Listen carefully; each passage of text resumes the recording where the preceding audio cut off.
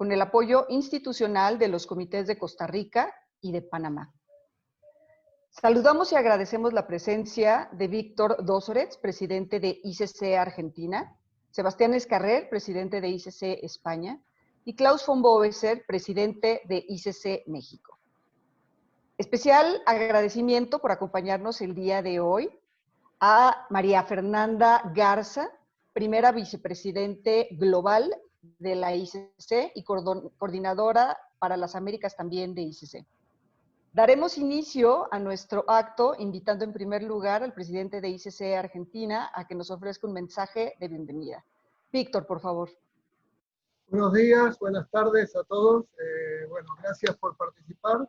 Realmente celebro esta actividad conjunta que es un modelo que debemos continuar en la cooperación y en el trabajo de la región y a nivel global, por supuesto. No quiero dejar de enviar mi gran felicitación a María Fernanda por su reciente designación como primera vicepresidente y por otro lado darle a Klaus la bienvenida y desearle lo mejor para su gestión. No quiero robarle más tiempo, seguramente los expertos van a darnos elementos interesantes para lo que queremos realizar, con lo que tiene que ver con contrato de compraventa y Incoterms. Y nuevamente un placer del trabajo mancomunado y conjunto. Gracias. Muchísimas gracias, Víctor. Le pedimos ahora al presidente de ICC España, Sebastián Escarrer, que nos brinde un mensaje. Muchas gracias, Jessica. Muy buenos días o muy buenas tardes, señoras, señores. Ante todo, dirijo un cordial saludo a todos los presentes, congratulándome muy sinceramente del interés que ha movido este webinar sobre el nuevo modelo de contrato de compraventa internacional y que, tal como ha dicho Víctor, es una muestra más de la cooperación entre comités nacionales que, además, en este caso, hablan una lengua común. Expreso, asimismo, mi satisfacción por tener junto a nosotros a los presidentes de ICC México y de ICC Argentina, así como no con la vicepresidenta primera de ICC, María Fernanda Garza, quienes junto a un competente y muy escogido cuadro de integrantes del programa de este webinar, no han dudado, honrando su vocación por el objeto de este encuentro en aportar su estimada colaboración. Tal como ha expresado Víctor, quiero felicitar a Klaus von Boeser por su elección como presidente de ICC México, así como a mi querida amiga María Fernanda Garza, su predecesora, por haber culminado su etapa en la presidencia de ICC México con un salto cualitativo, siendo la primera vicepresidente primera de la ICC y honrándonos con su liderazgo en esta nueva primera vicepresidencia. Muchísimas gracias, María Fernanda.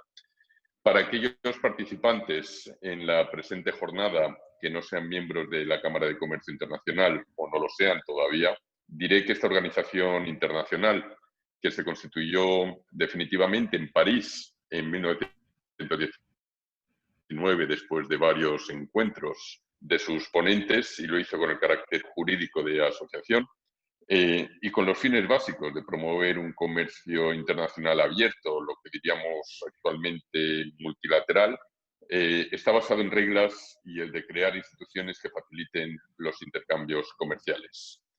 Una de las formas de facilitar esta operativa comercial modelo de ICC, y muy especialmente el de compraventa, revisado recientemente por tercera vez y que centra, como no puede ser de otra forma, este webinar. El año 2019 ha sido pues el del centenario de nuestra organización y ha marcado un hito importante, y tanto más si se enmarcan las circunstancias en las que el multilateralismo, como todos ustedes saben, está siendo puesto en tela de juicio a partir de algunas ideas añorantes de nacionalismo económico o simplemente de proteccionismo puro y duro, que llevadas a la práctica han protagonizado ya presuntas reglas de la Organización Mundial de Comercio. Es un peligro que hay que contrarrestar, y es un peligro que hay que contrarrestar urgentemente, sobre todo después de la pandemia. Valgan estas sesiones que demuestran el interés común . 。 . 。 . 。 . 。 . 。 . 。 . 。 . 。 . 。 . 。 . . 。 . . . 。 . . 。 . 。 . 。 . 。 . 。 . 。 . 。 . 。 . 。 . . 。 . 。 . 。 . . 。 . 。 . más y mejor comercio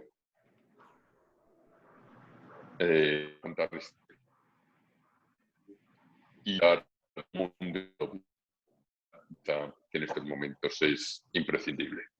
Muchísimas gracias a todos ustedes. Muchísimas gracias por sus palabras al presidente de ICES España. Y ahora presentamos a nuestro nuevo presidente de ICES México y le pedimos que haga uso de la voz, el doctor Klaus von Bodeser. Por favor, Klaus, si nos brindas un mensaje. Muchas gracias, Jessica. Bienvenidos a todos los asistentes al webinar sobre el modelo de contrato de compraventa internacional de mercaderías y el uso de Incoterms. Es un gran gusto el haber organizado este webinar conjuntamente con los comités nacionales de España y de Argentina y haber contado con el apoyo de los comités de Panamá y de Costa Rica. Creo que una de las ventajas, o de las pocas ventajas que nos ha traído la pandemia, es precisamente la utilización de estas nuevas plataformas que, si bien ya existían, no las utilizamos. Y la posibilidad de colaborar con otros comités nacionales de Iberoamérica en este interesante proyecto ha sido ya una costumbre. Ya hay varios webinars en los que hemos participado, organizados por otros comités iberoamericanos, y ahora esta colaboración debe ser un ejemplo para la manera de seguir trabajando en el futuro, y es un ejemplo también para los otros comités nacionales de otras regiones del mundo, de que la colaboración entre las regiones va a ser muy importante. El comercio internacional se trata de colaboraciones, se trata de contactos, se trata de estrechar lazos. Y estas nuevas plataformas ya se quedaron, esperamos que la pandemia pase rápido, pero estas nuevas formas de colaboración las iremos utilizando, y el comercio internacional va a ser uno de los motores para atacar esta gran recesión económica que ha generado la pandemia y que tendremos que superar. Pero es a través del comercio internacional que vamos a lograr la recuperación de todos los países del mundo. Nuestra nueva presidenta, María Fernanda, es un gusto que nos acompañes el día de hoy, y María Fernanda le tocará esta nueva era post-pandemia. Ella asumirá la presidencia de ICC Mundial del año 2022, y serán estas las plataformas que utilizaremos para que demos acceso a los conocimientos de la forma en la que opera el comercio internacional en todo el mundo a través de plataformas baratas. La gente podrá accesar esta información sin necesidad de tener que viajar a países lejanos para asistir a congresos internacionales, sino que a través de estas plataformas será el acceso al conocimiento de estas herramientas tan importantes para el comercio internacional. De ahí, estas primeras experiencias van a marcar el camino a seguir en el futuro. Agradezco a mis colegas vicepresidentes, tanto de Argentina como de España, el que nos acompañaran el día de hoy en esta inauguración. Y María Fernanda, muchas gracias por dirigir estas palabras. Nos sentimos muy orgullosos en ICC México de contar contigo, de que te hayas formado en nuestra casa y que ahora, como primera mujer, accederás a la presidencia en el año de 2022. Creo que es un gran logro para México, es un gran logro para las mujeres de todo el mundo. Creemos en la equidad de género y creemos que en esta organización tenemos que predicar con el ejemplo, y así lo vamos a hacer. Muchas gracias a todos, les deseo un webinar muy exitoso y espero que esto sea el principio de muchas otras colaboraciones futuras. Muchas gracias.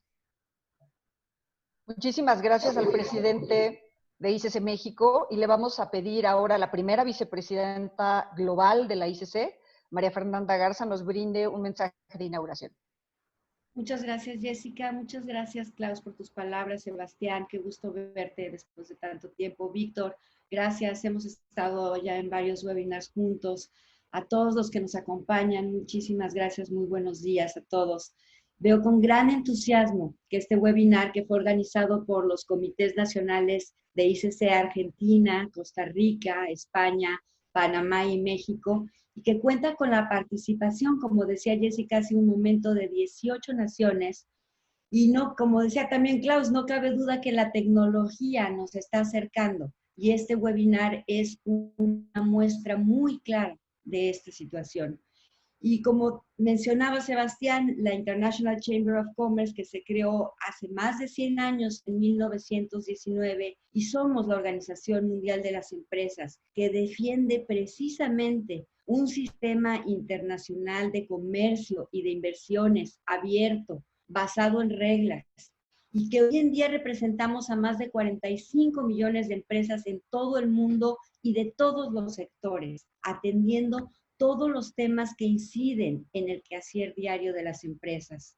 Nuestra visión de impulsar el comercio a través de las fronteras llevó a la ICC a crear un conjunto de herramientas y de reglas mundialmente aceptadas, como lo son los Incoterms, los créditos documentarios, las cobranzas, las garantías a primer requerimiento o la financiación, así como las nuevas reglas de forfeiting o las obligaciones de pago bancario conocidas como BPOs, que hoy facilitan e instrumentan el comercio internacional en todo el mundo.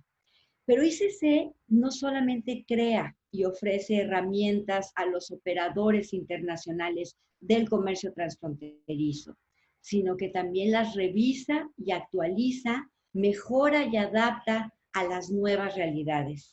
Es por ello y con motivo de la entrada en vigor de las nuevas reglas Incoterms 2020 que la ICC ha actualizado el modelo de contrato de compraventa internacional, el cual incluye la cláusula de ICC de fuerza mayor actualizada en marzo de 2020, precisamente con motivo de la situación de pandemia global declarada por el COVID-19, tema que ya hemos abordado en esta serie de webinars. En definitiva, ICC busca ofrecer a todos los agentes económicos involucrados en el comercio internacional una forma práctica y segura de concluir contratos entre empresarios de naciones diversas, lo que permite una mayor internacionalización de las empresas y, por supuesto, es una manera de facilitar el comercio global. Tengo la seguridad que el evento que hoy aquí nos reúne ofrecerá a todos ustedes las herramientas necesarias para elaborar un contrato de compraventa que les brinde la seguridad de una transacción exitosa. No me queda más que declarar inaugurada nuestra conferencia, agradeciendo a nuestros expositores, expertos, su valioso apoyo en la preparación de este evento y a todos ustedes por su participación. Muchas gracias y mucho éxito. Muchísimas gracias a todos nuestros líderes de México, España, Argentina y por supuesto de ICC Global por su tiempo y su participación. Les agradecemos el apoyo que nos brindan. Gracias. Nuestro webinar estará dividido en 3 subtemas que serán abordados por nuestros especialistas y quienes son representantes de los comités nacionales de ICC organizadores de este foro. A continuación me voy a permitir presentarlos. Marta Torrents, representante de ICC España, socia directora, abogada especializada en comercio exterior, aduanas, en Torrents Law and Customs, doctoranda en Derecho, miembro de la Comisión de Práctica y Derecho Comercial y miembro del grupo de expertos en reglas Incoterms de ICC España. Guido Barbarosh, representante de ICC Argentina, es socio,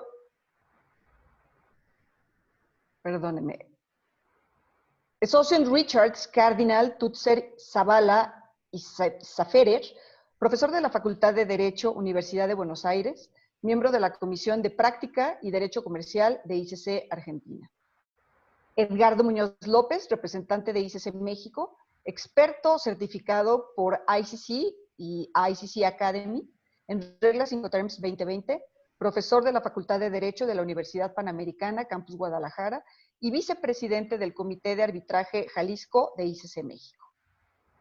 Los temas serán abordados por nuestros expertos y son los siguientes: el contrato de compraventa internacional como instrumento de seguridad jurídica, cumplimiento de lo pactado y resolución de conflictos. Al finalizar, se abrirá un espacio para el intercambio de preguntas y respuestas con los expositores. Las preguntas se podrán formular a través del chat. Iniciaremos entonces con el contrato de compraventa internacional como instrumento de seguridad jurídica.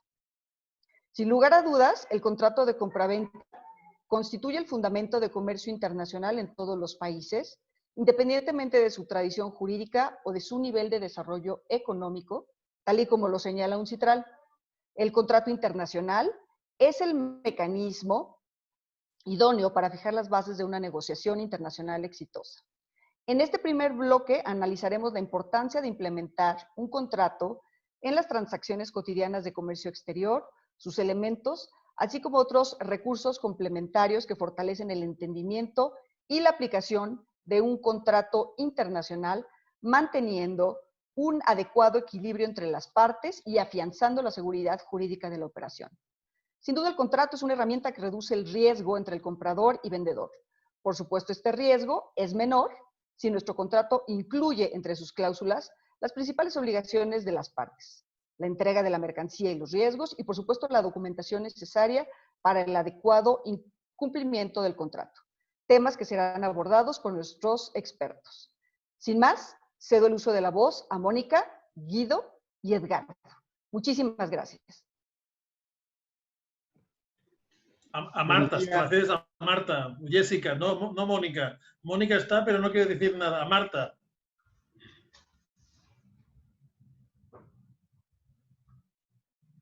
Buen día a todos desde Buenos Aires.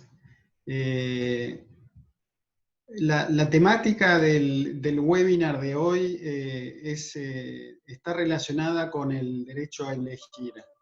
Y el derecho a elegir se traduce en dos conceptos. Un concepto jurídico, que es el de la autonomía de la voluntad, y la autonomía de la voluntad sirve para dos cosas. Uno, para que ustedes como empresarios decidan si van a contratar o no van a contratar y cómo van a regular ese contrato. Y también tiene un concepto económico, y ese concepto económico es el de costo de transacción. Es cuánto cuánto el empresario va a estar dispuesto a invertir en la negociación o en la redacción de ese contrato. En una primera aproximación relacionada con mi actividad profesional, en una exportación de uvas desde un empresario de la provincia de San Juan en Argentina a un importador en Rotterdam, Holanda, surgió un conflicto con la calidad de las mercaderías. Y cuando le consulté al cliente cuál era la documentación que probaba su contrato, solo tenía una factura y algunos intercambios de emails confusos. Eso genera muchos interrogantes. ¿Qué alternativas hay a esta situación?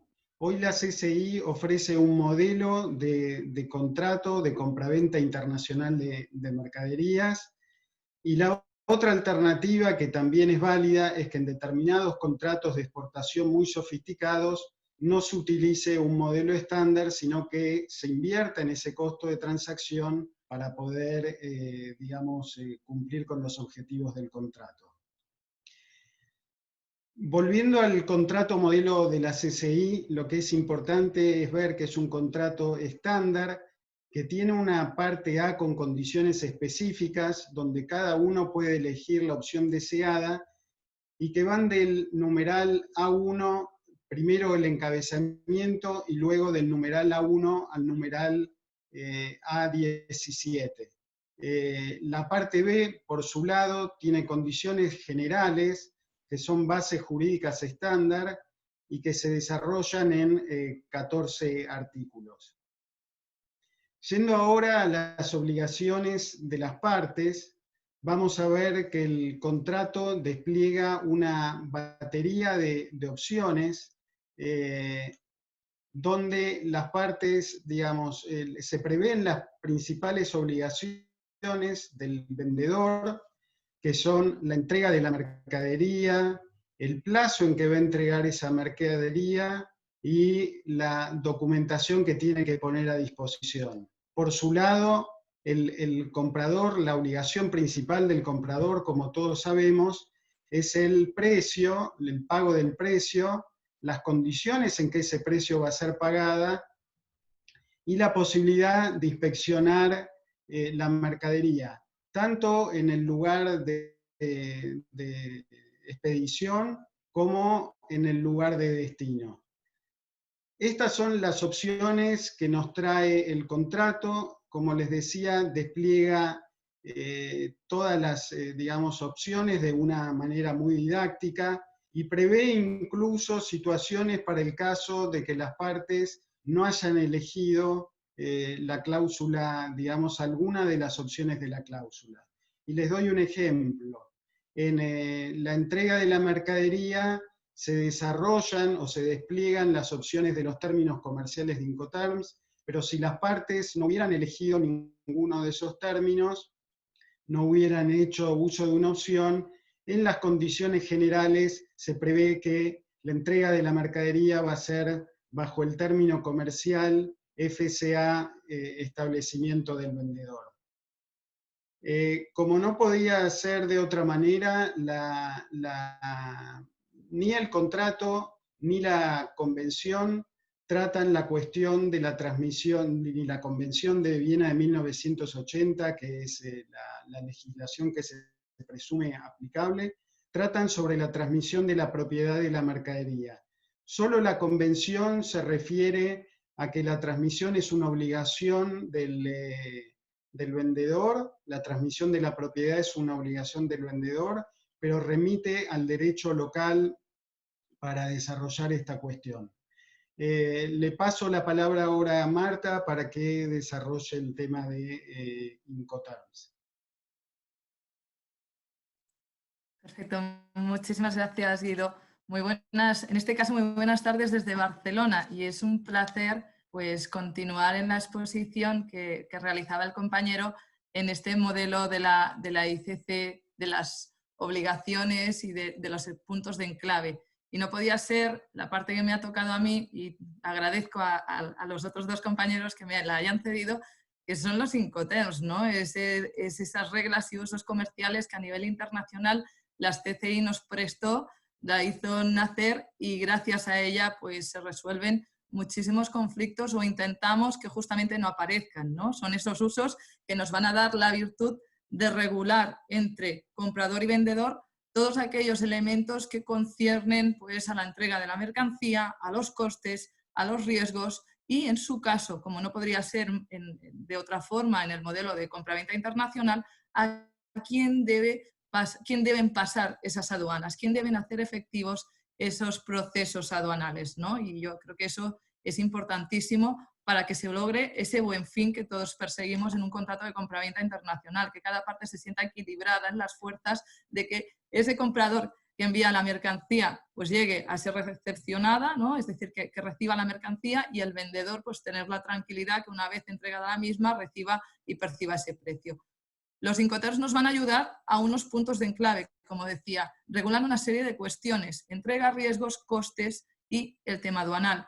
Pero no podemos, yo a veces digo a estudiantes que lo que no podemos hacer es pedirles más de lo que ya hacen. Es decir, regulan muchísimas cosas, pero hay otros ámbitos que no regulan. Y eso también tenemos que tenerlo claro, ¿no? Porque está de la mano de ese comprador y de ese vendedor en hacer las manifestaciones oportunas en ese contrato de compraventa internacional, y aprovechando el modelo de la ICC que nos presta, para que queden justamente reguladas esas cuestiones. ¿Qué no van a regular? Pues casos como veremos, ¿no? Durante la sesión de hoy, el tema de la fuerza mayor. No nos regulan la ley y la jurisdicción. No nos regulan el tema de propiedad intelectual. La propiedad, como ahora decía Guido, ¿no? Y me sumo, la propiedad del bien, no vienen establecidos por esos Incoterms. Con lo cual, recomendación que aquí efectuamos, todos esos puntos para la mayor seguridad de la operativa deben quedar manifestados en la voluntad de las partes a través de esa proyección en el modelo de contrato. Y nos da esa posibilidad del modelo, nos da esa posibilidad en todos aquellos ámbitos que nos regulan los Incoterms.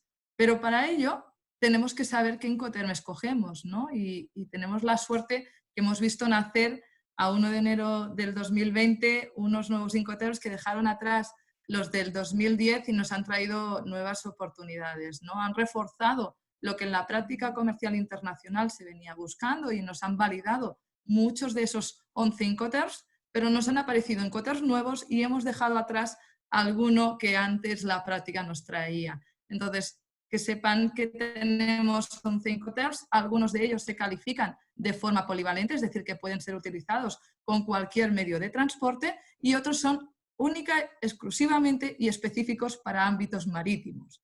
Por lo cual, no podríamos hacer uso de unos Incoterms que nos marcaran un ámbito marítimo para lo que es pues, un aéreo, ¿no? En la práctica vemos mucho CIF avión, mucho CIF aéreo, mucho CIF aeropuerto, y eso es lo que deberíamos eludir, utilizar los Incoterms de forma adecuada. ¿Qué hace el modelo ICC? Pues hace una apuesta para los Incoterms polivalentes y los regula, como bien decía Guido, el FCA es una apuesta para aquellos supuestos en que las partes no hubieran escogido Incoterms, pero también nos permite, en ese apartado A del modelo, es en que escojamos la opción que es más válida para comprador y vendedor. Si queremos quedar, el comprador se quiere quedar en unos puntos de riesgo de origen, pues va a escoger Incoterms del tipo SWORK, FCA o FOB, que va a quedar en origen. Si quiere realizar el traslado, la puesta a disposición en origen, pero quiere contratar lo que es el transporte de las mercancías, vamos a ir a unos Incoterms de la familia de las Cs, TPT-CIF, TFR y CIF para marítimo, y si ya queremos ir como compradores y vendedores a que la mercancía llegue a destino final y que se acerque al máximo posible a ese otro país donde vamos a entregar la mercancía, pues vamos a ir a Incoterms de la familia de las Ds. ¿Qué nos alienta sobre todo el modelo ICC y también los Incoterms en su manual? Nos dicen, ojo a utilizar Incoterms extremos, ojo a utilizar aquellos Incoterms tipo SWORS, que es más recomendable para un ámbito nacional, en la que no estamos más que nada realizando una operación de exportación, porque no somos los que realizamos el trámite aduanal, no realizamos ese trámite aduanero en un SWORK, sino que hacemos la puesta a disposición de la mercancía en nuestra propia fábrica, y ojo a utilizar un Incoterm tipo DDP en el que a lo mejor el comprador le cuesta hacer esa entrega en el país de destino con todos los trámites aduaneros y toda la operativa que allí se efectúa. Por lo tanto, vale la pena dar una revisión a esos Incoterms, sentirse cómodos con los pactos que allí se están realizando y sobre todo considerar que los marítimos, lo que es un FOB y un CIF, también recordarles que no es lo más deseable que fueran utilizados con contenedores. Para ello, utilizar los polivalentes porque el contenedor ya de por sí es un elemento polivalente y la puesta a disposición se efectúa en un momento previo.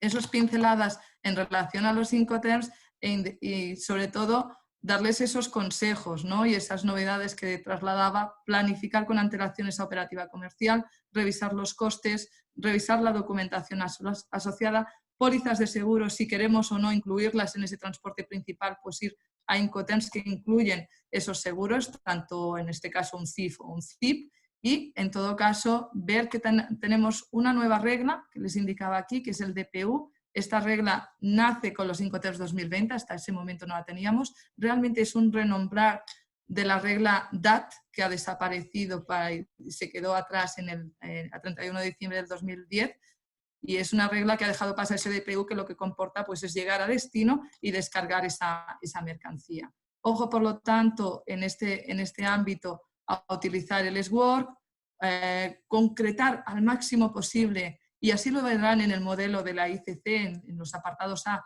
que no solo es escoger ese Incoterm, sino también determinar el lugar designado para que así no se produzca ningún tipo de confusión en dónde se pone esa puesta a disposición de la entrega de la mercancía de la parte compradora a la vendedora. FOB y CIF, recordarle que no son recomendables para contenedores y sobre todo, esta es personal, no alterarlos, no variarlos. Tenemos 11 Incoterms. Si una de las cuestiones que tenemos que conseguir a nivel internacional es evitar los conflictos o dirimir desde el inicio cualquier situación, un buen uso de los Incoterms nos va a ayudar a todas las partes. Y esos son los consejos. Yo creo que a partir de aquí Edgardo nos va a poder complementar con la parte documental. Gracias, Marta. Igualmente es un honor y gran gusto estar aquí en este esfuerzo iberoamericano para hablar del contrato modelo de compraventa ICC además con personajes que han apuntalado el desarrollo de ICC en toda esta región del mundo. Nuevamente es un honor. Y en efecto, la Convención de Viena, ese va a ser mi punto de partida en esta sección. El artículo 30 nos dice: el vendedor tiene 3 obligaciones principales. Guido ya nos habló: la entrega, también Marta, la entrega a través del punto de los Incoterms, la transferencia de la propiedad y de aquellos documentos que son relevantes para las mercaderías. Y es porque en el ámbito internacional los documentos son tan importantes como la manufactura. Sin los documentos, las mercaderías no pueden transitar y además el comprador no puede muchas veces tomar posesión de ellas. Si ustedes ven en esta gráfica, si nos limitamos al modelo de contrato internacional, sería el punto 1, hay una relación entre vendedor y comprador, pero alrededor de ella hay, por lo menos aquí en esta gráfica, 3 relaciones distintas que no necesariamente los involucran a ambos, como es el contrato de transporte, el medio de pago, el contrato con los bancos para efectuar este pago, del cual hablaré más a detalle. Y eso sin hablar de otros documentos que son necesarios para la exportación e importación de los bienes. Entonces, ¿qué nos ofrece el contrato modelo? Si vamos a la siguiente diapositiva, por favor, Marta. Nos ofrece en la parte A varias opciones de documentos que el vendedor puede requerir al comprador para poder llevar una transacción, digamos, exitosa. Y las opciones que hay aquí son de aquellos documentos típicos, usuales, que necesita el comprador para poder importar los bienes, ¿no? No estoy hablando ahora de ningún Incoterm en específico, pero como ustedes saben, la factura comercial es muy importante en tema de aduanas, cálculo de aranceles, la lista de empaque igualmente para saber qué tipo de mercancía está siendo importada, transportada, certificado de origen para el caso de en que las mercaderías estén exentas del pago de aranceles conforme algún tratado de libre comercio. Los documentos de transporte, sabemos que hay en el comercio marítimo uno muy importante, que es el conocimiento de embarque, que además es un documento considerado negociable en el sentido de que el poseedor de ese documento puede, si el mismo conocimiento lo estipula, puede transferir la propiedad de esos bienes con el simple endoso. Tenemos también la posibilidad de los documentos relativos al seguro en caso de que el vendedor esté obligado a ello. Y ahí nos dan múltiples opciones que podemos realmente delimitar en subsecciones. ¿Y qué pasa si las partes deciden que la parte 8 de este contrato no debe de ser, o no se ponen de acuerdo al final? Como dijo Guido, los contratos son un producto de la libertad contractual. Si no se ponen de acuerdo, la parte B, que es la parte que aplica por omisión a la parte A, estipula los documentos que el vendedor tendrá que entregar al comprador, serán aquellos estipulados en el Incoterm. En el Incoterm que las partes pueden haber pactado más arriba en el mismo contrato. Ya nos comentaba Marta, si las partes no eligen en la sección A ningún Incoterm, se tendrá que el Incoterm aplicable será el FCA, por las razones que Marta ya nos comentó, que es el Incoterm más apropiado. Y básicamente esto es el detalle que ofrece el contrato. Las partes, por supuesto, tienen que estar conscientes de que el contrato de compraventa, el contrato subyacente opera simultáneamente al contrato de medio de pago entre banco y beneficiario, con el de transporte, con también los requisitos que la aduana pertinente requiere en relación a facturas, por ejemplo, a listas de empaque. Entonces debe de existir total coordinación para evitar que los documentos no sean conformes a lo que dice el contrato o estos otros contratos orbitantes al mismo contrato de compraventa internacional. Y ese sería todo de mi parte, Marta.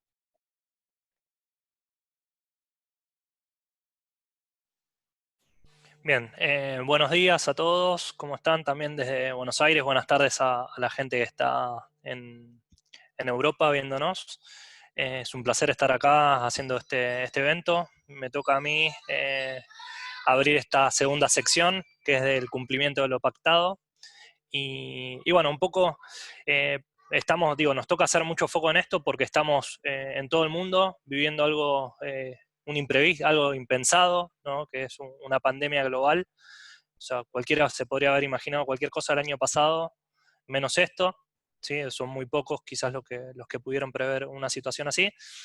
Entonces nos lleva hoy a tener una cabeza distinta, una programación distinta en el mundo de los negocios, ¿sí? Y ser más cautos. Por eso creo que va a ser muy útil lo que puedan plantear en esta sección. Y partiendo de la base que cuando una empresa celebra un contrato, digamos, tanto del lado del exportador como del importador, estamos creyendo o dando por sentado que lo vamos a poder cumplir, ¿no? Porque un contrato comercial, digamos, tanto para el exportador como para el importador, representa una oportunidad, un beneficio. Y bueno, digo, no pensamos, en definitiva tenemos un sesgo en ese momento de que las cosas van a ir bien. Hoy quizás con la pandemia ese sesgo no es tan grande y ya pensamos en la otra rama del árbol de probabilidades, es decir, ¿qué pasa si alguna de las partes no puede cumplir, ¿no? Y bueno, entonces lo que le pregunto a los tres, Marta, Edgardo, Guido, supongamos que hay problemas para cumplir, digo, quizás sean demoras, no sean incumplimientos, los incumplimientos pueden ser parciales también. Entonces a partir de esas situaciones, digamos, sobre todo alertar a las pymes o advertir, digo, cuáles son las ventajas de utilizar estos modelos de contratos ante los no contratos, cómo delimitamos las responsabilidades, cuáles son las garantías que podemos incluir en estos contratos, ¿no? El tema de las garantías, cartas de crédito sí, ¿no? Cosas que nos preguntan muchas veces. Y bueno, un poco también la inclusión de, si nos pueden ayudar un poco más a entender el artículo 13 que se incluyó en marzo del 2020, que mencionaba María Fernanda al principio, sobre una cláusula de fuerza mayor y hardship, que ya estaba, pero se actualizó ahora a partir de la pandemia. Bueno, más o menos era para darles pie y que ustedes nos ilustren sobre este tema. Muchas gracias. Perfecto, pues muchísimas gracias. Tomo inicialmente la palabra en este segundo foco, que justamente lo que preveíamos es, ahora ya tenemos el contrato, tenemos esas bases, pero hay un foco importantísimo, ¿no? El cumplirlo, ¿no? Llegar a su cumplimiento. ¿Y qué sucede si por los motivos que sea, pues no se puede cumplir? ¿Qué límites tenemos? ¿Qué obligaciones? ¿Cómo se van a dar entre las partes esa conformidad? ¿O qué soluciones preveemos, ¿no? En un segundo foco es qué garantías no tenemos las partes, y ese tercero, pues como bien decías, esa situación que a lo mejor ni las partes en su día podían haber previsto, pues como el caso del coronavirus, ¿no? Y que nos lleve a una fuerza mayor. Yo iniciaré este bloque pues hablando de la responsabilidad. En el fondo, cuando comprador y vendedor asumen unas obligaciones mutuas y recíprocas, cada uno sabe qué parcela debe cumplir.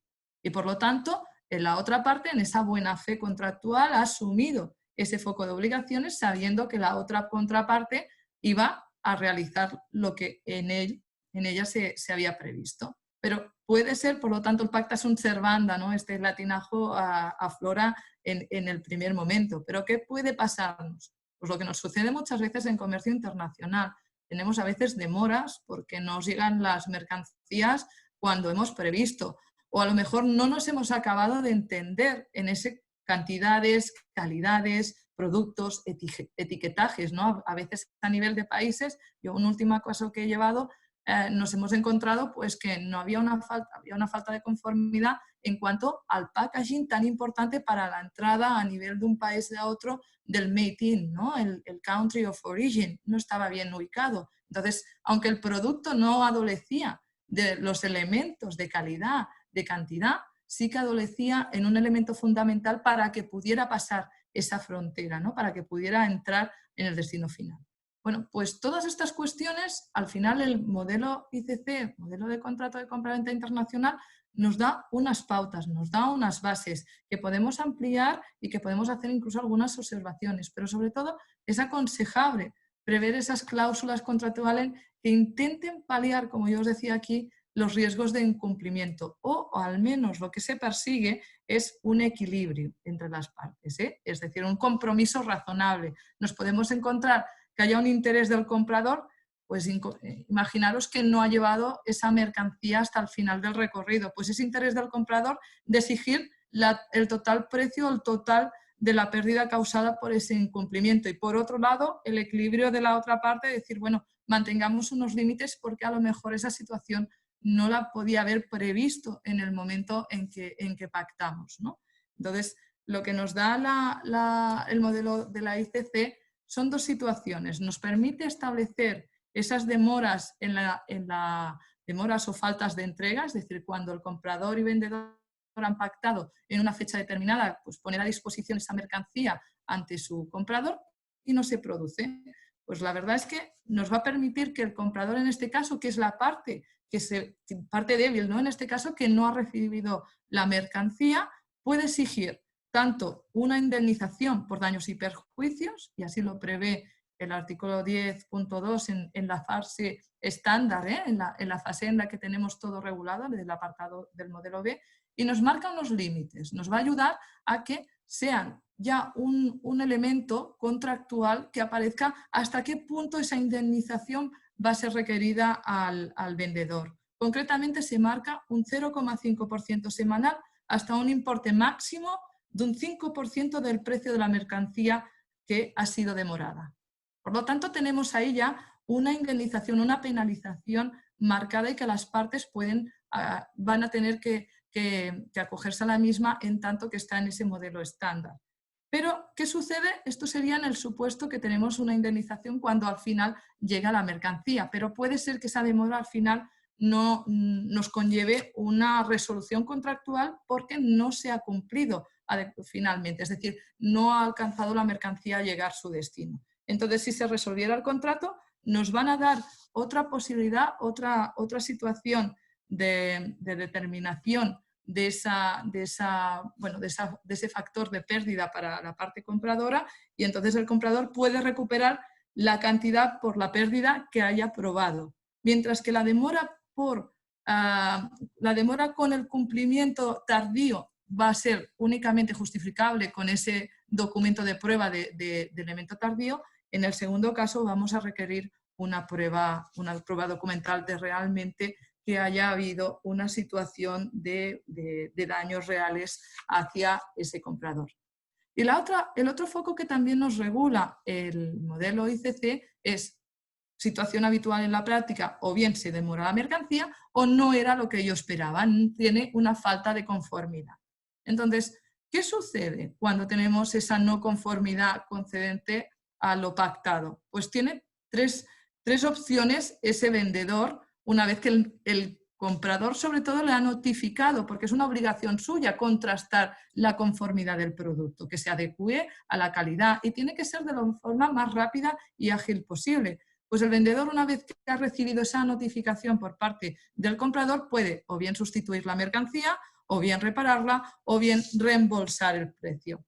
Si no subsanara en esa agilidad o en esa buena fe contractual, que es lo que se espera de las partes, pues se va a resolver el contrato. ¿Por qué? Porque lo pactado no ha llegado nunca a adecuarse. Y entonces ese comprador sí que puede pedir el reembolso del precio si es que se ha procedido a un pago anticipado, más los daños y perjuicios que pueda justificarse a este efecto. Como os decía, esto pertenece a la parte estándar. También en la parte del modelo A nos va a permitir incluso ampliar esos límites o esos porcentajes en la demora que os comentaba. Por lo tanto, conclusión que yo os quiero trasladar en este aspecto. Es importantísimo marcar responsabilidades y más cuando estamos hablando de contratos de compraventa internacional en que no solo participa comprador-vendedor, sino logísticos, aduanas, situaciones que a lo mejor van más allá de nuestro propio control. Por lo tanto, tener bien reguladas esas situaciones de límites, de garantías y de los elementos que van fuera de nuestra órbita contractual, súper importante. Y le dejo ahora a continuación al compañero la palabra para que pueda continuar con el otro foco, con las garantías. Muchas gracias, Marta. Como mis compañeros ya lo plantearon, el contrato de compraventa involucra determinaciones de incumplimiento y por lo tanto las partes pueden buscar limitar los riesgos del incumplimiento de la otra parte a través de lo que llamamos garantías. Y hay dos tipos de garantías principales que este contrato modelo promueve o invita a las partes a considerar. Por una parte, sabemos que en la compraventa internacional, uno de los temores a los que se enfrenta el vendedor más usuales es que el comprador no llegue a pagar. Y al mismo tiempo, el comprador tiene este temor fundado de que nunca le lleguen a entregar los bienes. Entonces, en esta pugna de intereses, en estos miedos que son usuales en el comercio internacional, donde se involucran partes probablemente en la primera transacción desconocidas, las instituciones internacionales promotoras del comercio han ideado ciertos mecanismos en conjunto con sus partenarias como son los bancos, ¿no? Y es por ello que conocemos reglas como los UCP 600, que tienen vigencia desde 1933 y en realidad son usos y prácticas elaboradas en el seno de la ICC respecto a cómo debe funcionar un crédito documentario, una carta de crédito. ¿Cuáles son los principales aspectos de este mecanismo de pago? Porque en realidad la carta de crédito, el crédito documentario, es un medio de pago que es la opción, una de las opciones preferidas por algunos de los actores en el comercio internacional.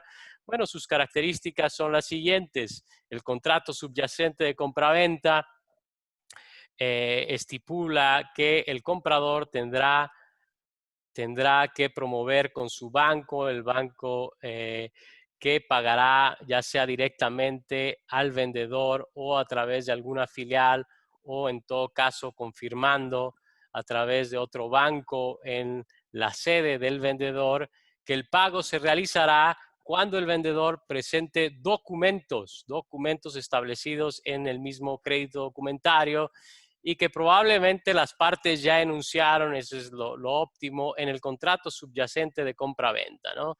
Y es lo que yo les decía, las compraventas internacionales documentarias son la regla en muchos casos y por tanto tiene que haber una equivalencia entre lo que estipula el contrato subyacente, el contrato modelo en este caso, y lo que estipula el crédito documentario.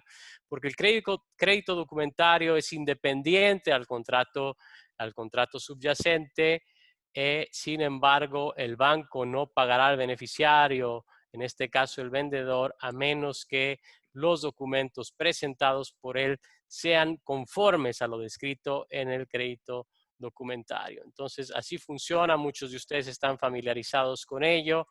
Y por otro lado, tenemos este otro mecanismo, también producto bancario, relacionado a digamos, los cumplimientos, en la mayoría de los casos, cumplimientos del vendedor. El vendedor, por supuesto, tiene que entregar las mercancías y el miedo fundado después de ello del comprador es que dichas mercaderías no sean conformes a lo pactado. En ese caso, dependiendo del poder de negociación de las partes y en base al principio de libertad contractual, el comprador podría establecer en el contrato modelo que el vendedor tendrá que emitir antes de la entrega de las mercancías, algunas veces antes de la conclusión del contrato, una garantía a primer requerimiento. Estas garantías a primer requerimiento han sido también codificadas conforme a las prácticas internacionales y recogidas en estas reglas de la ICC conocidas como Demand Guarantees, ¿verdad? Y cómo funcionan estas garantías distintas a las fianzas que conocemos en los derechos iberoamericanos. Estas garantías son independientes al contrato subyacente. El garantizador, el garante de la garantía, valga la redundancia, el banco pagará a primer requerimiento del beneficiario, en muchos casos el vendedor. Y por eso ahí yo en la presentación les ponía este famoso dicho de Pancho Villa: fusílenlo y después averiguamos, porque básicamente funcionan igual a favor del beneficiario. Funcionan bajo la premisa: el banco paga y después se litiga. Si las mercaderías al final resultan conformes, pues el tribunal arbitral podría decidir, o la corte pertinente podría decidir, que esa garantía fue reclamada injustamente, en este caso por el vendedor, argumentando falta de conformidad, pero después del litigio se ha establecido que no fue así, entonces tendría que regresar el monto de la garantía, pero mientras tanto el vendedor asegura a través de estas garantías que en caso de que sí fuesen no conformes, tendrá el dinero suficiente para resarcir cualquier daño que le fue, digamos, ocasionado. Y esto es básicamente, en términos generales, los dos tipos de garantía que existen y que son promovidas por el contrato modelo de ICC. Y como lo pueden ver, esto se vuelve una navaja suiza, porque el contrato modelo utiliza otras de las herramientas que la ICC ha estado promoviendo y que son totalmente compatibles con él y también con la Convención de Viena de Mercaderías de 1980. Gracias. No sé si me toca a mí, yo creo que sí, según el cronograma. No me toca a mí, perdón. Pero que me gustaría decir algo, que es que hay versión bilingüe de cada uno de los dos libros que lo pueden comprar en sus comités nacionales. Aprovechemos un poco para ver si hacemos un poco de venta. Lo digo porque han aparecido las portadas solo en inglés y hay versiones bilingües o cuatrilingües de las dos reglas que hemos dicho antes. Perdón, es que me he equivocado. Yo pensaba que me tocaba ya, ¿eh? Me apago. Gracias, Jordi. Bueno, en mi primera presentación yo les decía que hay, digamos, que la temática del webinar es qué queremos elegir, ¿no? Y a veces inclusive se puede elegir si uno decide cumplir o no un contrato. Pero hay otras veces que se genera una imposibilidad de cumplir. Esto ya no es un tema voluntario de las partes, y esto en el derecho se conoce como fuerza mayor. ¿Y por qué es importante, digamos, determinar si existe o no existe fuerza mayor? En primer lugar, porque el deudor se libera de la obligación de cumplir sus obligaciones, y en segundo lugar, porque el deudor también se libera de pagar los daños relativos a esas obligaciones. Ahora, si bien no podemos elegir si existe fuerza mayor o no existe fuerza mayor, sí podemos elegir la cláusula contractual que regule nuestra situación de fuerza mayor. Como decía Marta antes, ni los Incoterms, digamos, regulan la fuerza mayor, así que es algo que lo tenemos que, si lo decidimos así, lo tenemos que incluir en nuestro contrato. Y permítanme comparar, digamos, qué prevé el modelo de ICC, de Contrato de Compraventa Internacional, respecto a la Convención de Viena de 1980, que el propio contrato la asume como, digamos, ley aplicable. En la parte B, en el artículo 13, sobre el que preguntaba Sebastián antes, el contrato regula la fuerza mayor. Por su parte, la Convención de Viena de 1980 lo regula en el artículo 79, no lo llama fuerza mayor, lo llama exoneración, aunque la similitud es importante. En los dos casos se prevén que la ausencia de responsabilidad, digamos que va a haber ausencia de responsabilidad por el incumplimiento de las obligaciones cuando exista fuerza mayor. También se prevé que el evento que causó la fuerza mayor tiene que ser inevitable. En el contrato lo llaman impedimento ajeno a su control y en la convención impedimento ajeno a su voluntad. Respecto a esto, también hay que agregar que la parte tiene que demostrar que esa fuerza mayor no pudo ser evitada o que no pudo superar su incumplimiento. Y respecto de la imprevisibilidad, ambas utilizan el término de la razonabilidad, que el evento tiene que haber sido imprevisible al momento de la celebración del contrato. Una diferencia entre uno y otro sistema es que en el modelo no se trata la responsabilidad digamos, el incumplimiento de una de las partes del contrato de compraventa por la falta de un tercero, que también debe constituir fuerza mayor, que vamos a ver que si bien no está en este modelo de contrato en el artículo 13, la CCI ha publicado en marzo de 2020 otras cláusulas de fuerza mayor hay una forma extensa y una forma abreviada, que tratan este incumplimiento por la falta de un tercero que constituya fuerza mayor. Con lo cual, de nuevo, el derecho de elegir, estas cláusulas están a disposición y son cláusulas que uno puede incorporar a su contrato. Otras diferencias entre el modelo de ICC y la Convención de Viena es que en el modelo de ICC se prevé que hay una obligación de notificación de la parte que sufre el evento de fuerza mayor y que no va a poder cumplir, junto con la obligación de notificar el cese, mientras, esto es una redacción más moderna, mientras la Convención de Viena de 1980 solo prevé la notificación del impedimento.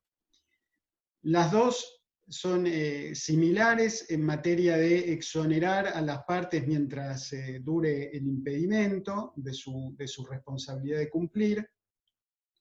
Y de nuevo, en una forma novedosa, tanto el modelo de ICC como las digamos, cláusulas de fuerza mayor de 2020 prevén plazos dentro de los cuales si este evento de fuerza mayor no fue superado, las partes tienen derecho a resolver el contrato.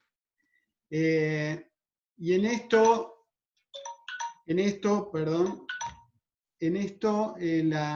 hay una diferencia entre el contrato y digamos, las reglas de fuerza mayor, porque en el contrato se prevé un plazo de 3 meses, en las reglas de la fuerza mayor de la CCI se prevé un plazo de 120 días. Obviamente, acá vuelve a regir el principio de la autonomía de la voluntad y son, digamos, las partes lo pueden modificar de acuerdo a su criterio o a su contrato.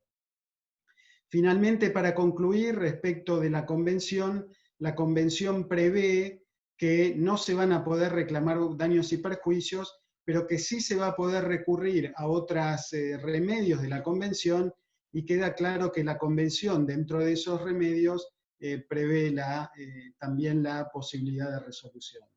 De nuevo, para concluir, importante no solo ver el contrato, sino ver los nuevos modelos de cláusulas de fuerza mayor y hardship, tanto en su forma extensa y en su forma abreviada que acaba de publicar la CCI en marzo de 2020.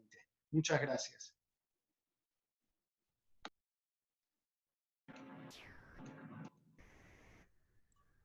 Perdón, ¿me toca ahora sí o ahora no? Vale. Debo decir que hay una avalancha, porque no sé si la gente lo va siguiendo, pero hay una avalancha de gente que va pidiendo la presentación. Ya no hace falta que lo pongan.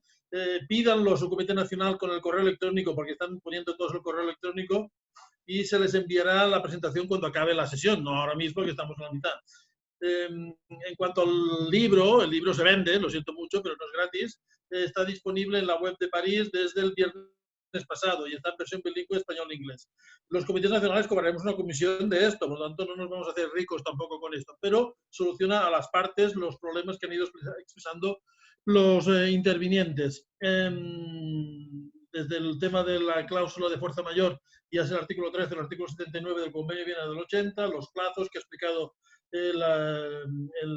don Guido y don Edgardo, pues el tema de las garantías, ya sea a primer requerimiento o el crédito documentario, que por cierto hay gente que me está explicando también que hay las ISP 98 que sirven para lo mismo que las URDG 758. Es cierto, pero lo dejamos para el final porque si no, no da abasto esto, no tendremos tiempo para todo. En todo caso, nos toca a nosotros la parte final, que es el tema de la solución a las controversias. Porque puede que no haya nunca un problema y sería deseable que en la mayoría de los casos no haya problemas, pero los problemas existen. Y por lo tanto, el modelo de contrato de la CFI, tanto este, que es la tercera revisión, como las dos anteriores, de las cuales también hay versión bilingüe español-inglés, en papel, pues siempre incluye dos opciones. Una que es ir a la jurisdicción de un estado concreto y poner también el derecho aplicable a esa controversia, o la segunda que es ir a arbitraje, que es una de las creaciones también de la Cámara de Comercio Internacional, donde las partes pueden decidir el lugar, el derecho y el idioma aplicable al caso. Cedo la palabra a doña Marta Torrens para que desarrolle este punto y yo solo haré de mosca cojonera y iré recordando aquello que me parezca que puede ser de utilidad. Perdón por ser tan expresivo y quizá poco formal. Jordi, en este punto participará inicialmente Edgardo. Las señoras primero, pero perdón, es verdad que está aquí el orden correcto. Perdón, he sido yo el que voy acelerado. No te preocupes, Jordi.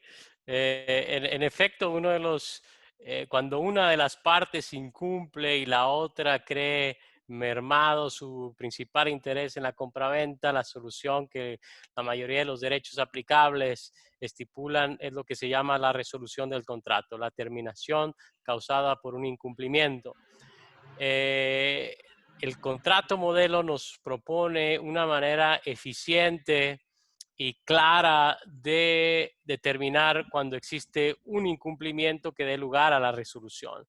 Sabemos que la resolución es una acción, es un remedio considerado de última ratio, de última opción, digamos. Valga la redundancia, la Convención de Viena así lo prevé porque ustedes tienen que considerar o deben considerar que en el comercio internacional, imaginen que las mercaderías ya han sido entregadas, el comprador no está satisfecho, termina el contrato, el que las mercaderías sean recuperadas por un vendedor que quizás no tiene agentes en el país donde han sido importadas, no tiene la posibilidad de revenderlas, probablemente tendrá que reimportarlas, reexportarlas, involucra gastos exorbitantes y también un impacto ecológico que hoy en día debemos de considerar. Entonces, la resolución debe ser última ratio.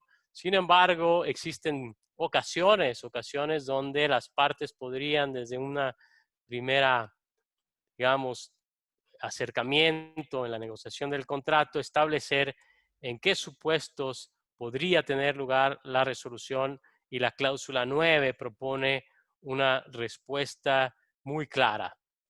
La cláusula 9 de la parte A, perdón, sí se llama cláusula, creo que sí, de la parte A, nos da la posibilidad, pero ojo, aquí hay que estar bien conscientes de ello, especialmente cuando somos vendedores, de que en caso de que la mercancía no se entregue a más tardar en fecha determinada, el comprador podrá dar por resuelto el contrato. Si se trata de un Incoterm fault, no habrá mucho problema en el sentido de que la mercadería puede ser recuperada fácilmente si iba en camino al punto de entrega, pero en otros supuestos quizás no sea tan evidente para el vendedor en caso de los Incoterms DES. Por lo tanto, hay que tener mucho cuidado. Esta cláusula o esta opción es recomendada cuando realmente el comprador tiene un interés en que se entregue en fecha determinada, cuando el cumplimiento en plazo específico es esencial. When time is of the essence, suele decir la jurisprudencia británica. ¿Qué tipo de mercadería será? Arbolitos de Navidad, ¿verdad? Cosas para el Halloween, mercaderías que se necesitan en fecha determinada, pues si llegan más retrasados se perdería totalmente el interés. La segunda posibilidad, y hay que decir que el contrato modelo solamente aborda las posibilidades desde la perspectiva del comprador y no del vendedor, pero la segunda posibilidad que tiene el comprador en este sentido es de negociar que la resolución ocurra cuando hay una demora en el tiempo que es en plazo suficiente para que él pierda ese interés. Y entonces el artículo, la parte B, que es el artículo 11, liga esta posibilidad al artículo 10. El artículo 10 establece, que tienen en su pantalla a mano izquierda, establece que una penalidad por demoras, donde se puede establecer, por ejemplo, 1% por semana. Y cuando llegue al máximo estipulado en esa cláusula, por ejemplo, 10%, que es el monto total de la responsabilidad pactado, en ese caso el comprador podría resolver el contrato si aún en ese momento la mercancía no ha sido entregada.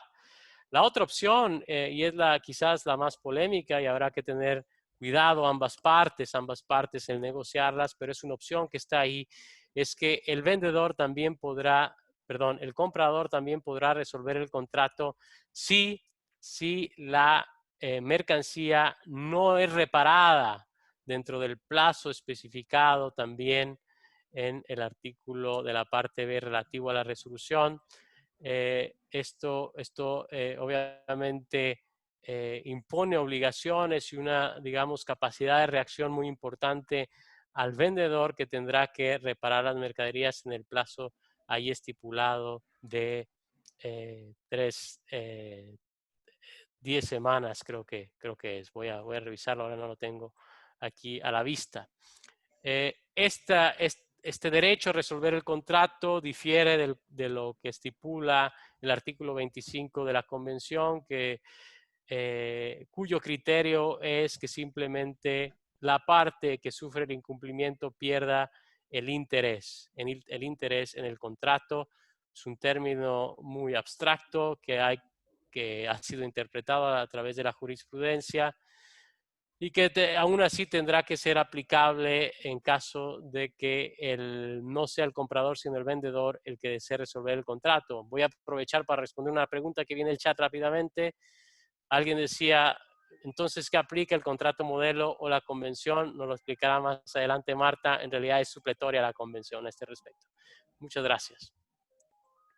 Pues muchísimas gracias, Edgardo, porque nos ha ido perfecta esta cuestión que se trasladaba, ¿no? Como bien decía Edgardo, la ley es la que vosotros vais a marcar o que ustedes van a marcar a través de ese modelo ICC de contrato de compraventa, en la parte de condiciones pues específicas con las condiciones generales, pero siempre puede ser que haya supuestos que no queden regulados dentro de ese clausulado y nos va a dar la posibilidad pues de determinar qué ley, qué normativa va a ser aplicable para que no haya ningún tipo de elemento que quede bajo la discreción, con la voluntad que al final cualquier aspecto que pueda surgir en esas discrepancias, en esa situación, pues ahora que hablábamos de esa resolución, encontremos la fórmula o encabimos exactamente esos derechos, ¿no? O esas obligaciones de ambos. Por lo tanto, en ese modelo ICC, salvo acuerdo en contrario entre las partes, el contrato modelo somete esa operación a la Convención de Viena de las Naciones Unidas del año 1980, esa Asamblea General de Naciones Unidas, en las que nos va a marcar, a partir del artículo 1.2 de la parte de condiciones estándar, esa obligación de recurrir al modelo de la Convención. ¿Qué sucede si, por lo tanto, se va a aplicar todo aquello que regula, por un lado, lo establecido en el clausulado, en la parte A, en la parte B, en todo aquello también establecido en el convenio de Viena de 1980, pero en lo que no esté regulado ni por el contrato ni por el convenio, se determina que va a ser la ley del país donde el vendedor tiene su establecimiento la que rija el resto de elementos, ¿vale? Es decir, que siempre vamos a tener un foro que nos va a permitir acoger la normativa, que nos va a permitir determinar hacia qué normativa exactamente vamos a tener esa articulación de todas las obligaciones y derechos. Comentaros un aspecto fundamental, y es que si la normativa nos viene marcada a través del modelo de la CCI, a través de este modelo de contrato que estamos revisando, lo que yo en la práctica he visto a veces es que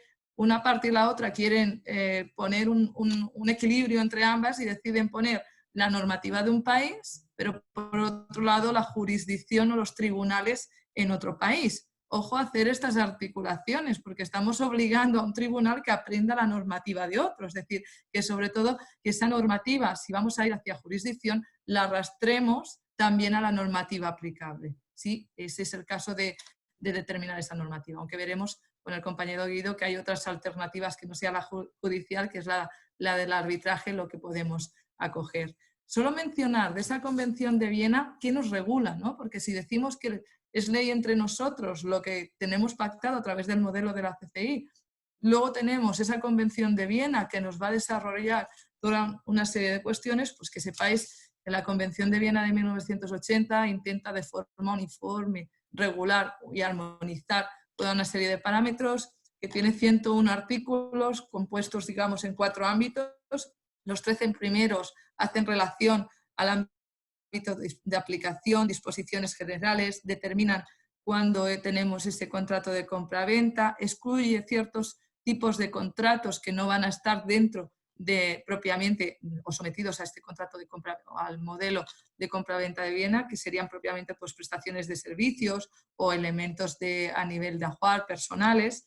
Y luego vamos a tener del 14 al 24 todos aquellos aspectos relacionados a la forma del contrato y un elemento esencial, la oferta. Siempre también en la práctica aparecen muchas dudas de cuándo esa oferta y esa aceptación se perfecciona, cuándo nos da origen al nacimiento del contrato. Pues la Convención nos va a dar también esas pautas de entender cuándo tenemos esos parámetros cerrados. Y el tercero de los ámbitos es propiamente del artículo 2588, que es el más extenso, en el que regula con profundidad pues, el compraventa de mercancías, sus reglas generales, las obligaciones del vendedor, las obligaciones del comprador, entendiendo por tal estas entregas de mercancía, el pago del precio y no la propiedad, pero sí la transmisión del riesgo, esa puesta a disposición.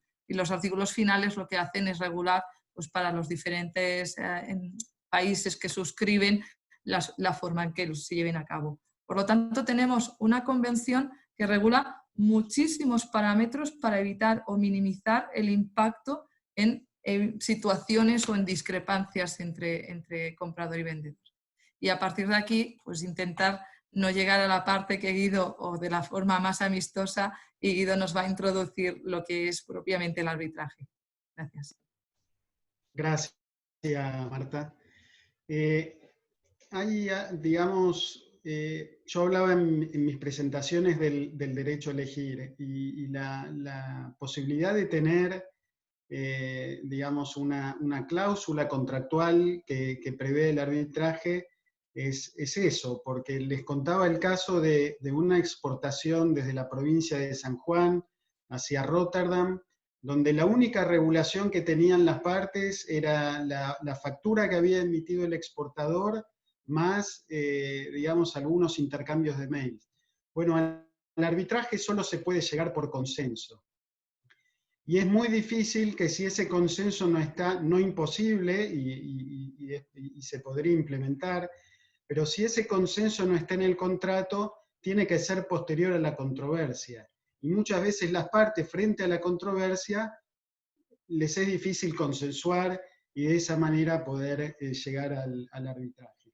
Entonces, en ese caso, el exportador argentino no pudo elegir, digamos, no tuvo opción. Directamente, finalmente, decidió recurrir a los tribunales estatales holandeses.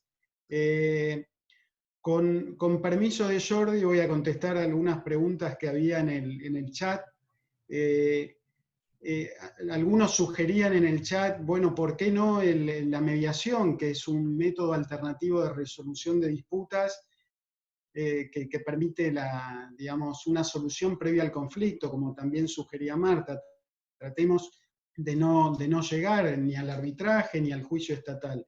Bueno, el artículo 14 de las reglas incorpora, del modelo de contrato de ICC, incorpora esta posibilidad remitiendo a la mediación ICC.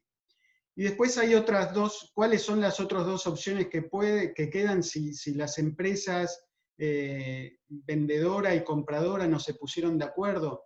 Bueno, en ese caso, el propio modelo de contrato ICC le da la opción a las partes, acá sí, para elegir si ellos quieren ir a una jurisdicción estatal y dónde va a ser esa jurisdicción estatal, o si prefieren optar por por el arbitraje ICC. ¿Y qué pasa si las partes no eligen? Bueno, acá el artículo 14 nos dice, bueno, entonces la opción que se presume que eligieron las partes es el arbitraje ICC. ¿Y cuáles son, digamos, las ventajas más reconocidas relacionadas con el arbitraje? Una es la elección de árbitros expertos. Ustedes pueden elegir sus propios árbitros, alguien que conozca de compraventa internacional, alguien que conozca del producto en particular que se está exportando.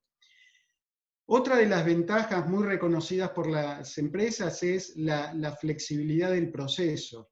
Mencionaba el presidente de ICC de México que ahora estos webinars están facilitando muchas cosas. Antes de que sucediera todo esto, y hace muchos años, en Montevideo tuvimos un arbitraje donde un testigo declaraba desde Dubái, porque no podía viajar. Y ya en ese momento el arbitraje, que tiene esa flexibilidad, nos daba esa posibilidad. Y es algo que resulta inimaginable, por lo menos en algunas jurisdicciones, que un tribunal estatal pueda recurrir a este sistema de videoconferencia. Otra de las cuestiones que se destacan es confidencialidad. Muchas veces a las partes les interesa que su conflicto no se ventile públicamente. Bueno, el arbitraje prevé esto. Ustedes saben que en muchas jurisdicciones los juicios son accesibles no solo por las partes, sino por cualquier persona. Otra materia interesante es el tema de celeridad, y esto es muy destacable. En algunas jurisdicciones los tribunales estatales demoran en tramitar un juicio entre 4, 8 o 10 años. Los arbitrajes están previstos para celebrarse más o menos en 18 meses, se pueden iniciar y concluir en 24 meses, y una de las características que tiene esto es que los tribunales arbitrales, sobre todo en las reglas CCI, pero en general, no tienen un tribunal de apelación. No hay una primera instancia, segunda instancia, tercera instancia que podría ser una Corte Suprema, sino que, digamos, concluye con el laudo arbitral. En cuanto a costos, algunos ponen un interrogante: ¿qué es más costoso? ¿Un juicio estatal? ¿Es un arbitraje?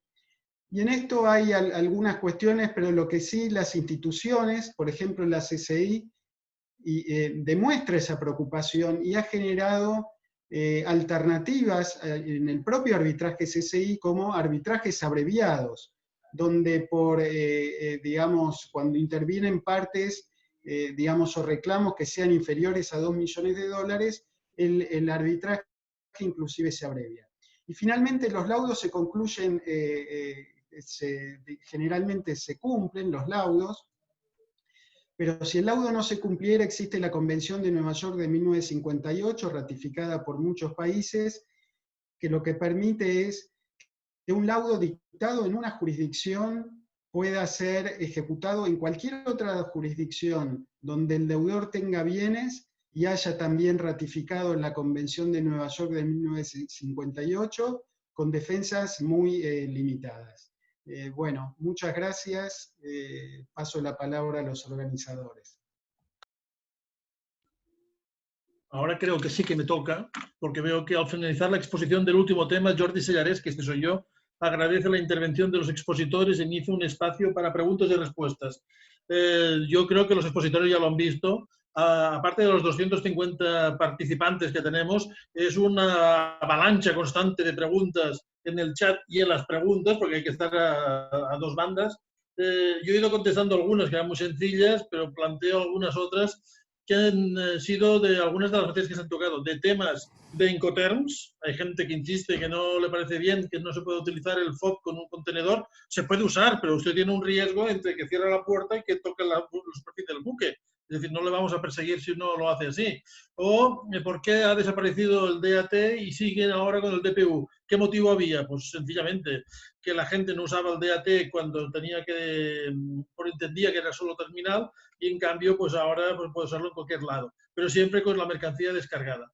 O en algún caso, por ejemplo, la distinción entre las URG, las reglas de las garantías de primer requerimiento, y las reglas del stand-by, que son compatibles, sustituibles mutuamente. Pero vayamos a una pregunta muy técnica que había al principio de todo, que era ¿qué teoría de validez se utiliza en el contrato de compraventa?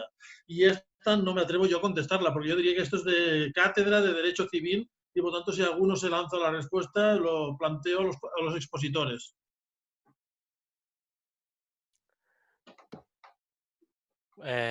Bueno, si es un tema de derecho aplicable, si me lo permites, Marta, Sí. la verdad es que fue contestada por Marta en los temas no resueltos por la Convención de Viena, y uno de esos es precisamente el tema de la validez y el tema de los efectos de la transmisión de la propiedad que mencionaba Guido. Será aplicable el derecho, según el contrato modelo, el derecho del país del vendedor, para suplir la convención en esos dos temas que no aborda.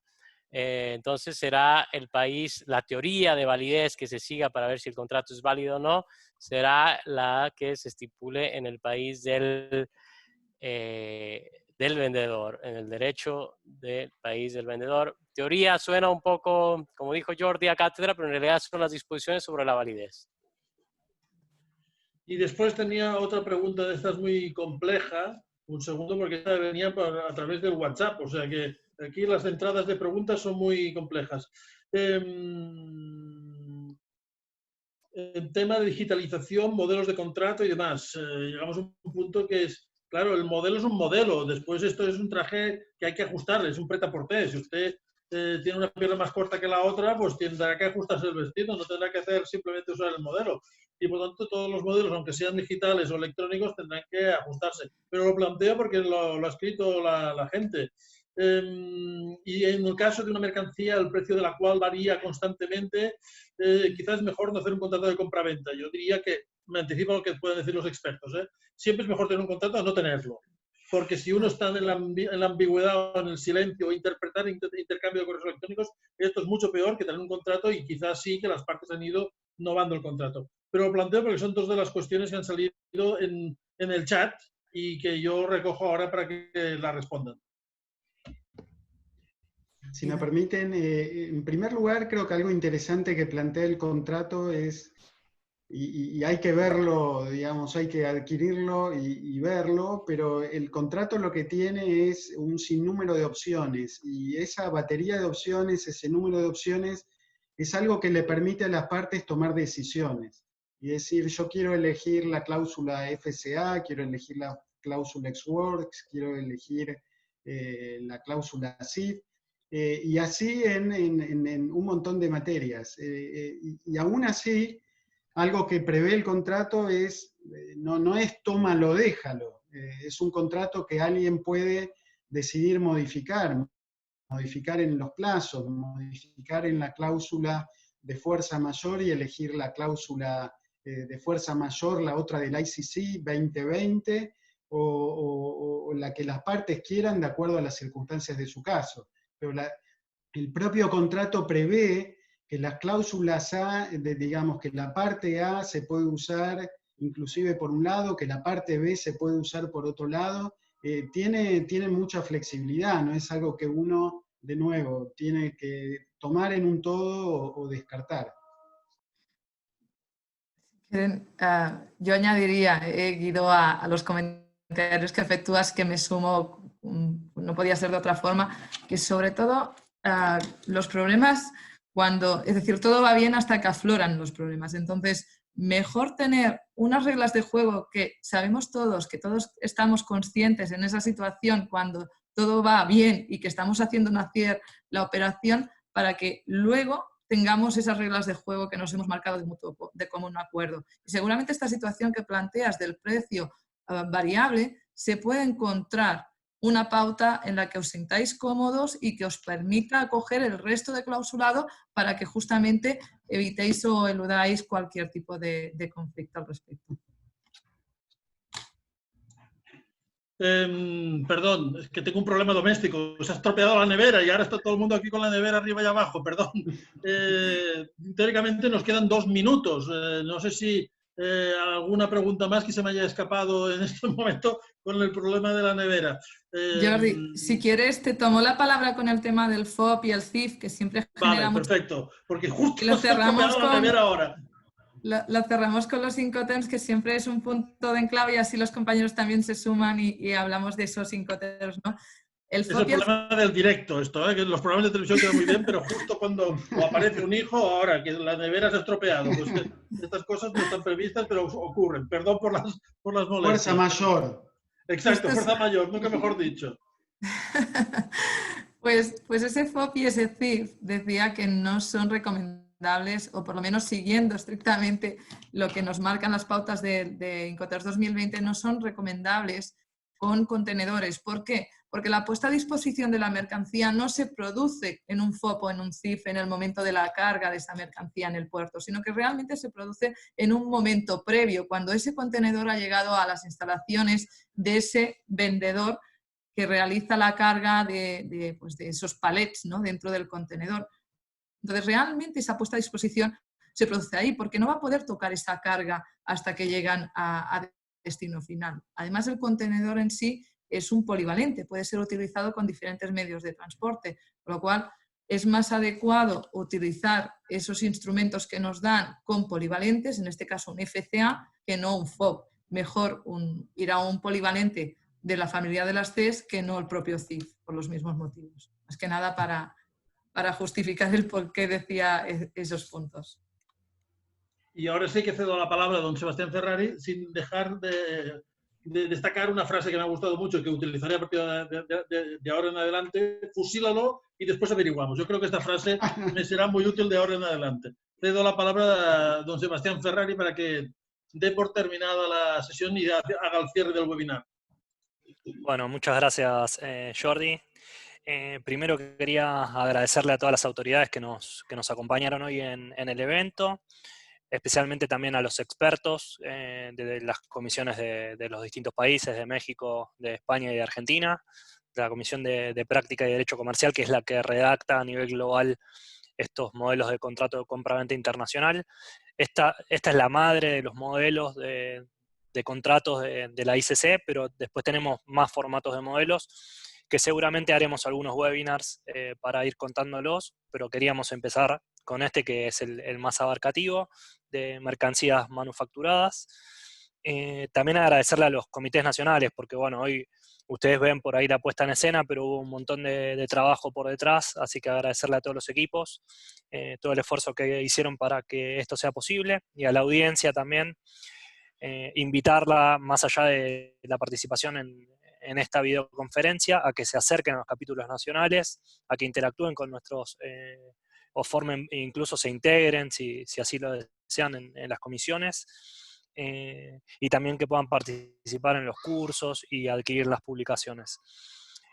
Vi muchas preguntas también sobre los Incoterms y quería avisarles, esto todavía lo vamos a estar coordinando con México y con España, pero la semana que viene vamos a tener esa reunión. Uno de los redactores de los Incoterms, que se llama Burkhard Pilz, que estuvo el año pasado en una conferencia en Argentina, se ofreció hace poco a armar una videoconferencia con nosotros, así que seguramente la vamos a estar armando para agosto, exclusiva sobre los Incoterms, así que nos esperamos ahí. María Fernanda mencionó al principio la actualización del artículo 13 de la cláusula de fuerza mayor y hardship. Me pareció como algo para destacar, que como un valor agregado a estos modelos de contrato de compra-venta ICC. Voy a decir algunas cosas que anoté durante la disertación de nuestros expositores. Este modelo de contrato sirve para mantener el equilibrio entre las partes y dar seguridad jurídica. es recomendable utilizar modelos de contrato de compra-venta aceptados a nivel internacional. Es una ventaja también para las pymes, que pueden reducir el margen de error, ¿no? y riesgos, sobre todo de no tener la experiencia para desarrollar un contrato de cero. Marta también hacía hincapié en que los Incoterms ayudan a dirimir aspectos relacionados con los riesgos, los costos, la puesta a disposición de la mercadería y quién debe interactuar con las aduanas. Es aconsejable prever todas las cláusulas contractuales que intentan paliar los riesgos de incumplimiento, las responsabilidades, garantías, cuestiones de fuerza mayor.